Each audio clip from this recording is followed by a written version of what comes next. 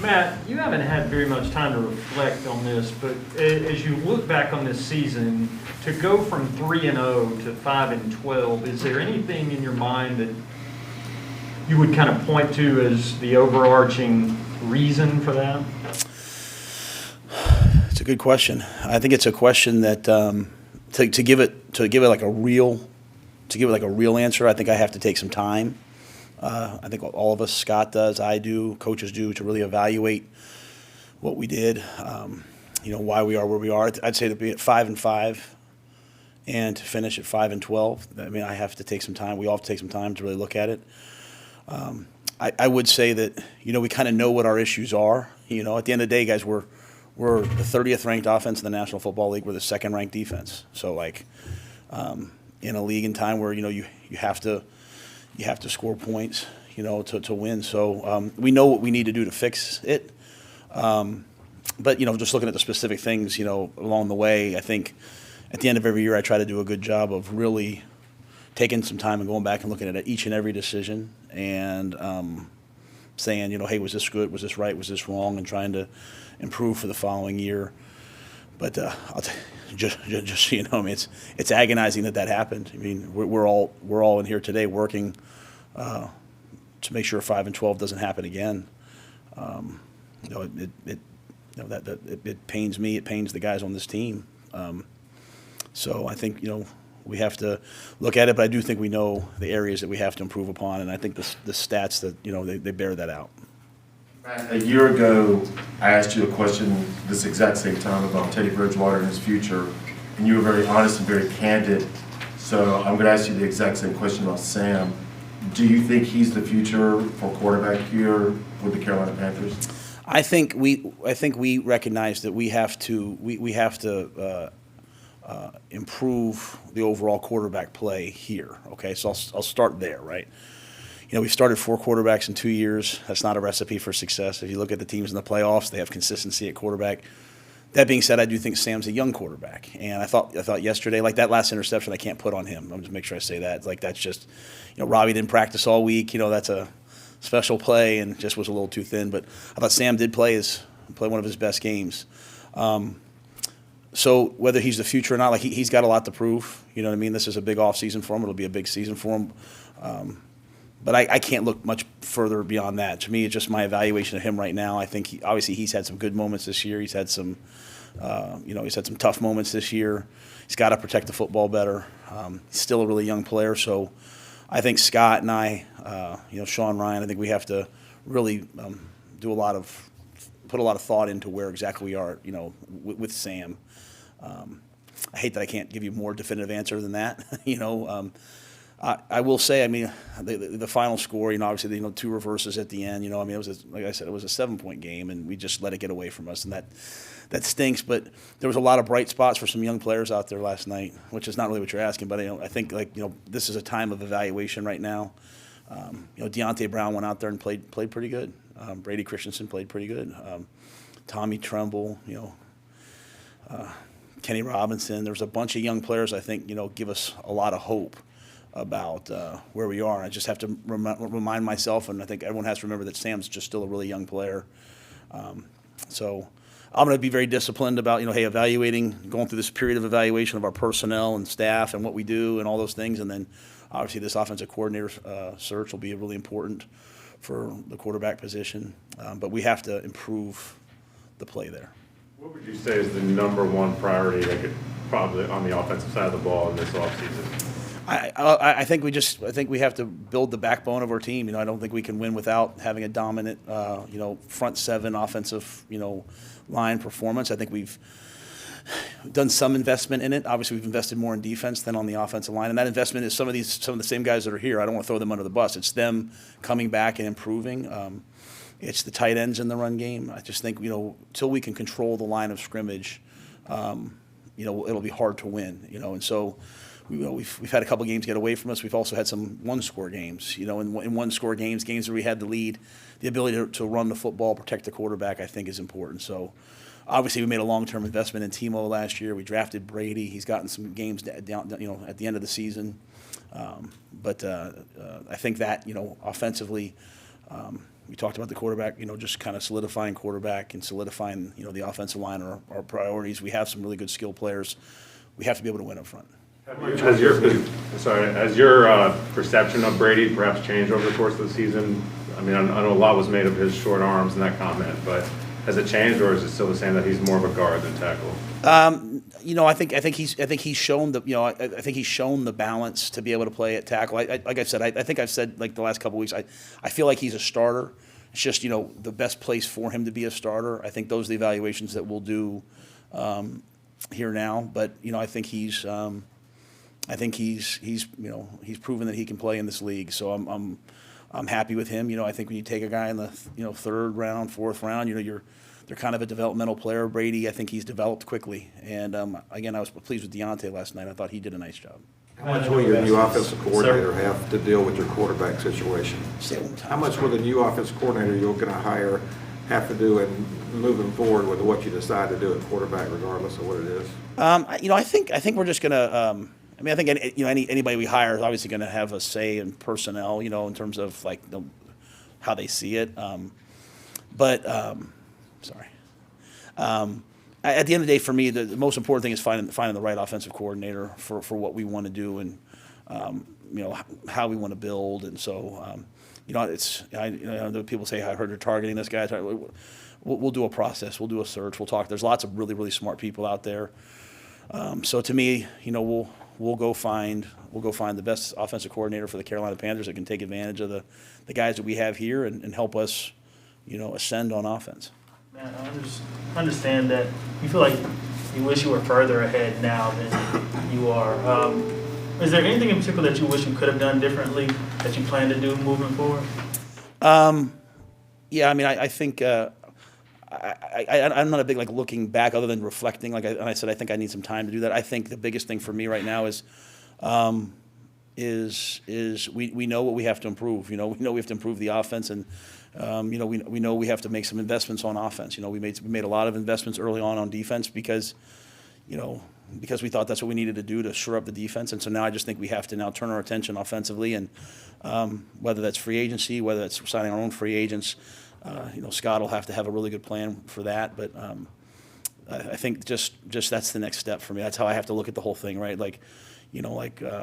We've made some steps on defense, right? So now we have some good skill players, we have some good offensive linemen. We just have to continue to invest, I believe, up front on the offense and to take the next step. Can I ask a question for somebody who has been asked? Sheena Quick wanted to know what went into the decision behind before the season exercising the fifth-year option on Sam Darnold. Yeah, that was a decision that we made, bringing him here to be the starter. Knowing that if he had a great year, that he would be a high price guy, and if he's a starter at that number, that's low end starter money. So that was a decision made. It was a collective decision, and I can't have much more to say other than that, to be honest with you. Back on the OC game, there's a couple of the names that are out there are former head coaches. Is that going to be an emphasis, or would you like to get somebody like that? Yeah, those names aren't coming from me. So, I'm going to talk to a bunch of different people. I do think the one thing I do want is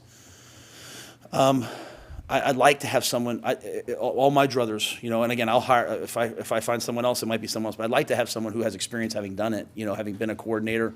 It's one thing to, have suggestions and all those things. It's another thing to make the call and, have had success, not had success, learn from your success. I think one thing about these jobs, whether it's being the starting quarterback, being an OC, being a DC, being a head coach, is every year, you learn from the good things you did and the bad things you did. And I think so having someone who's done it before, to me, is again, it's not, that doesn't have to be it, but that's something that I'm going to look at. Would you give that person any flexibility in terms of I kind of want to bring in this guy or that guy with me on the offensive side? Yeah, I'm going to evaluate our staff, top to bottom. I've been doing it, obviously. Obviously I made a change in season, so I'll address those things probably when the time comes. I have no idea how something like this would work mentally, but if you're coaching or if you're putting together a roster in the offseason as if you're on the hot seat, do you do that differently versus if you have 7 years to get the job done, and how do you maybe, I don't know, combine those? That's a great question. It's why I think a lot of teams make bad decisions, because they don't think long-term strategy. They go all in to try to win now, and then you end up, having 10, 15, free agents leave, and you have a depleted roster, right? So I think you see it year in and year out. So I am going to serve the Carolina Panthers. I am always going to make the right decisions in the long-term interest of the Carolina Panthers, and however that works out for me, that works out for me. Again, Scott obviously is making a lot of decisions. In terms of personnel, he and I work very well together. I want to build a Super Bowl champion. So Scott wants to build a Super Bowl champion. So to me, there's no quick fix to that. So we've kind of done what we've done so far. I think we've made some progress in some areas. Obviously not enough. We're going to have to make changes, personnel-wise, in terms of, adding some things on offense. We've talked about that. We know where our issues are. But to go out and sell the farm for 1 or 2 more wins, I think that happens all the time. I think we're going to be methodical, about everything that we do, and just say, hey, what's in the best interest of the Carolina Panthers? Matt, I know we've asked you this a few times over the last few days and last few weeks, and continue to ask you, but did you get a chance to meet with Dave today, and how did that conversation go? Yeah. I talked to Dave this morning first thing. Again, kind of consistent with everything. We just always talking about the future, and talked about the game last night and what we need to do moving forward. So that's all it's ever really been. Matt, Cam, did you have a chance to listen to any of Cam's press conference? No. Okay. Well, at one point, he was asked a question about the team's identity or their level of commitment, and he said, being honest, I don't think a lot of guys really bought into it. And he went on to explain that they did not buy into it at all, but that they didn't buy into it all the time at the level that he thought they should have. Did you sense that with this team? Or? Well, yeah, it's something Cam and I have talked a lot about, right? Because Cam has a level of buy-in, of investment, of work ethic that's like, from my time in the NFL, I haven't seen many guys like him. So he gets frustrated when he sees, people leaving before he leaves. You know what I'm saying? That's one of the beauties of having Cam Newton in your organization, is he raises the level of everyone around him. We have one of the more aggressive time schedules, so there's guys here at 6 o'clock, there's guys here in the morning. So our team works hard. I have no issues with any of that. I think Cam, after having gone to New England and coming back, I think he's challenged the team to pay more of a price. And I think when you have, I think when we finished the 53 cuts, I think we were the 4th youngest team in the league. Those guys need to look up to older guys who say, no, this is how you do it, right? Like, that's what the winning organizations have. They have older players who are like, this is the standard. If you watch the Man in the Arena, like, with Tom Brady, they have one talk about the edgers, where they're kind of pushing guys, making fun of guys for not being here. That's who Cam is, and that's why this has been one of the best experiences for me as a head coach, to have him here, because he's pushing that message. So I don't think it's like, hey, players are like flippant or anything like that. I just don't. I think Cam just has such a high standard, and that's the value of. That's why I would have Cam Newton on my teams forever. You know what I mean? Like, he is going to push everyone, because he's not afraid of what people think. He's at that point in his career where he's going to say, no, you need to do this, or no, you need to do that. He's not afraid to come into me and say, hey, Matt, you need to do this, and you can say the same thing back to him. So yeah, I think I take that as that's what he meant, because he's said to me since day one, like, we got to get this guy to do this more. We got to get this guy to do this more. He's been like another coach. I think you're right, and that he's gotten blunter as he's gotten older, which is probably a good thing.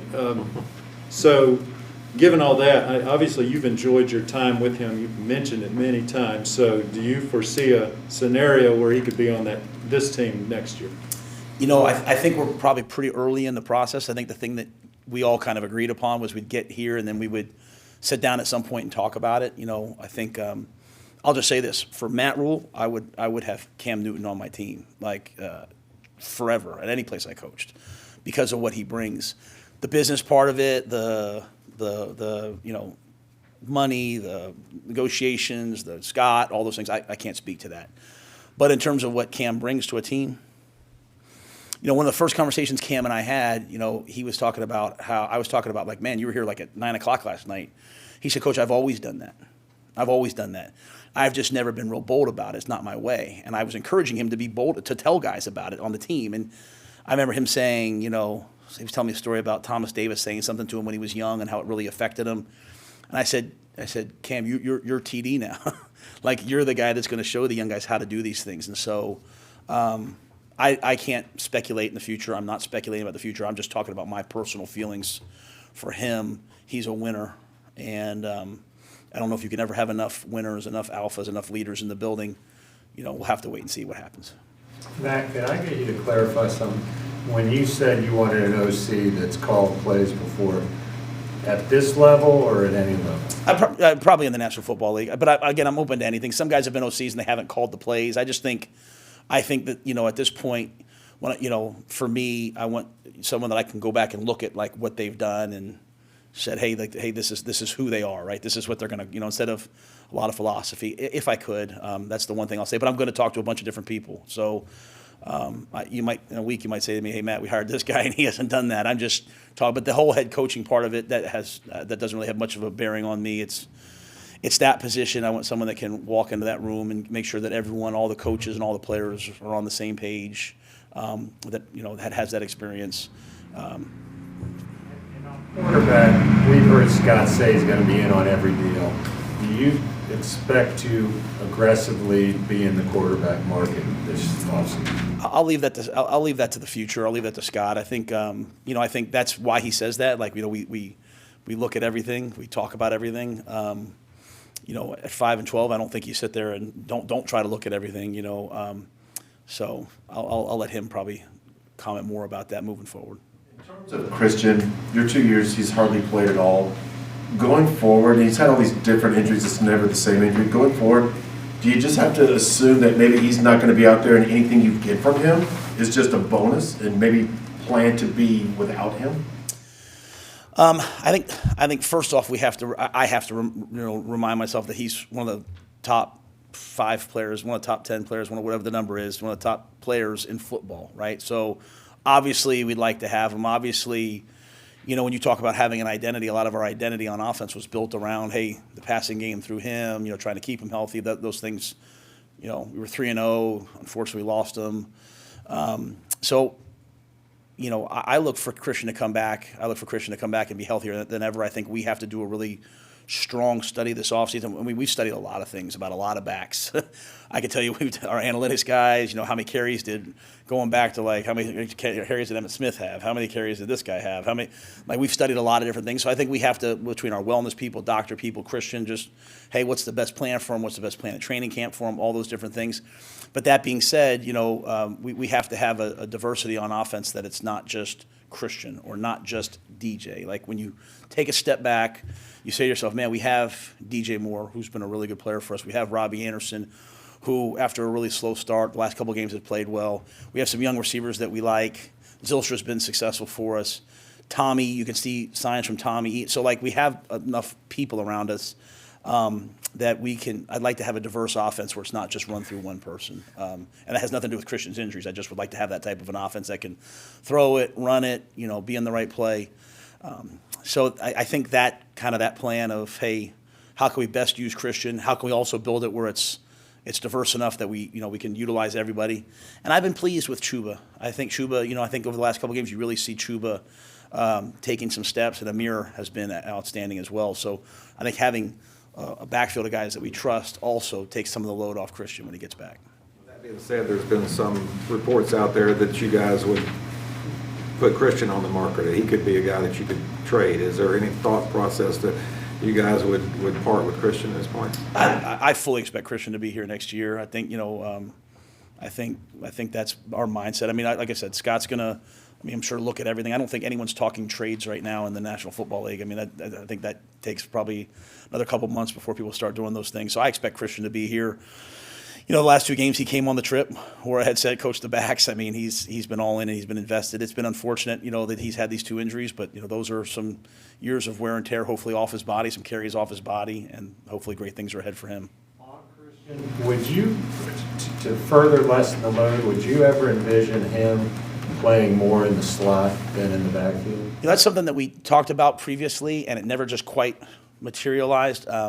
I think that as I'm talking to offensive coordinators, part of it is like, when you first come into a place, it's kind of like, hey, what's my X's and O's? Now it's kind of like, all right, well, I have DJ Moore, to tell me how you plan on utilizing these people, because, part of this is personnel, right? Like we're out there yesterday, we lost Jeremy Chin right before the game, and Phil and Jason are over there like, all right, now we're going to have to play with a corner here, and they're moving guys around in different packages. Hey, we're out of dime. We can't play dime anymore. Like, that's to me what I want in a coordinator, right? Like, what players do I have? How do I utilize them? And so Christian, I think, brings that versatility. So I think that's one of the things that, as we talk to coordinators, hey, how do you plan on using him? How do you plan on using him? Because that's kind of what I'm looking for, Joe, if that makes sense. Matt, with all the talk about the defense and how well it played this year, there were some struggles late. I know a lot of that's probably injuries in the secondary had a lot to do with that. But would you consider, or are you thinking about changing kind of the structure of the defense, given where you are, the size of guys up front, the numbers of linebackers you've got on the roster, that kind of thing? Yeah, I think we have a lot of evaluations to do. I think obviously, I think we ended the year second in defense. I think 4th in pass defense. Now the pass defense late in the year, as we all know, that fell off, right? And a lot of that was injuries, but it's lots of different things. But our run defense all year, I think we finished 20th, so that has to improve.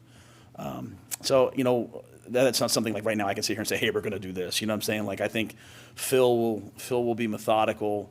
I will be methodical. Scott will be methodical about, hey, what do we have to do to get ourselves to be able to defend? And it's not just all runs; it's certain runs, right? And then who do we play next year? We play the NFC West. Play the AFC North. Hey, what are we going to have to defend? Kind of built the team on defense, built around kind of the NFC South, fast pass rushers, cover guys. Unfortunately, JC goes down early. Some of those guys go down. But I think part of that is also looking at, hey, how can we defend the run a little bit better? Whether that's schematically, whether that's who we sign, trade, draft, etc. With Terrace Marshall's injury, do you expect him to be back early enough when he returns? Yeah, that was like a 2-week injury. He just had like a little stress reaction in a foot that had bothered him. So the recommendation was to put him in a boot for, I don't know, maybe 3 weeks, 4 weeks. It's not like a long-term deal. So, I think if we were playing in a couple weeks, he'd be able to play. So he'll be back for OTAs. And, Terrace is a guy that, I think really is going to make a jump this year. So will Shai. I was sad. I thought Shai started to do some really good things, and obviously landing on the COVID list last week. That was unfortunate for him. I thought C.J. Saunders, you guys have heard me talk a lot about C.J. I thought C.J. stepped in, made 2 catches. I think he's a guy that he's a guy that can play football.